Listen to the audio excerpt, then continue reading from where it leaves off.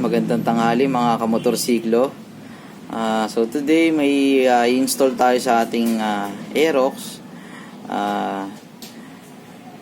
Nabili namin to sa isang shop malapit sa amin. So cycle seal. So susubukan natin to kasi galing kami sa ganitong klase ng tire sealant before. So ito although effective naman siya, ang naging issue lang namin dito is usually kasi kung hindi nagbabara yung pito nung ating gulong,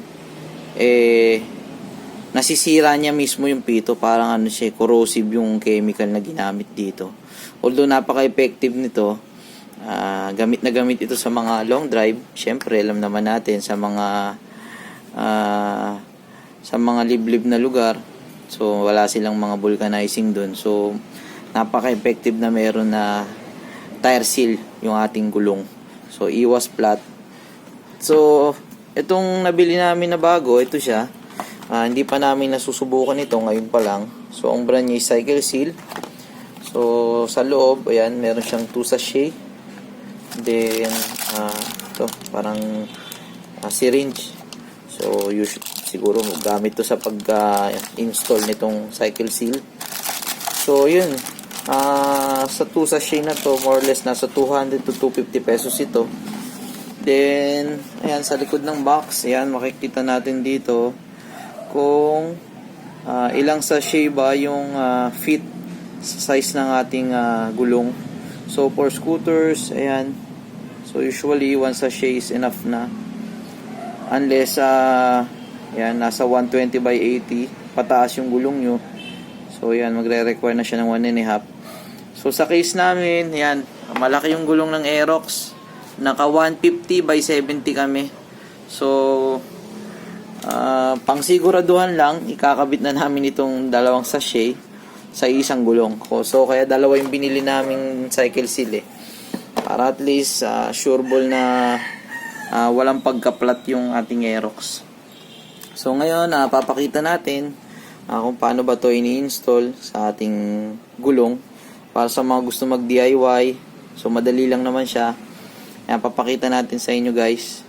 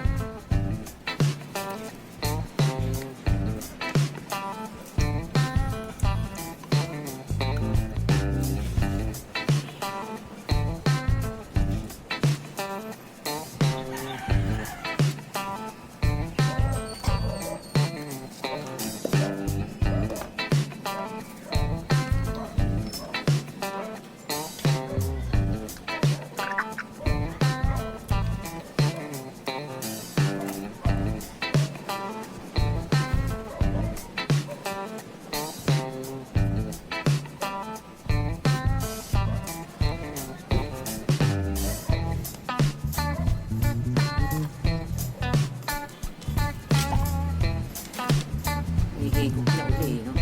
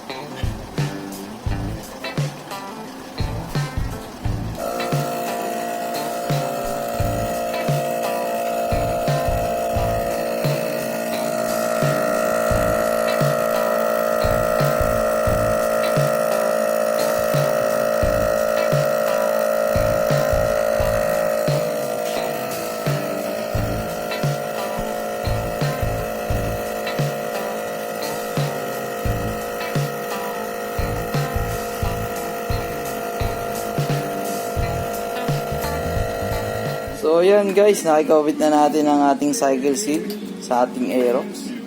So panatag na tayo na anytime na mag-ride tayo, maiiwasan natin yung flat o running flat sa daan.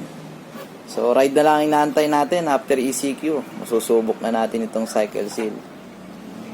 So till next vlog mga kamotorsiklo, ride safe.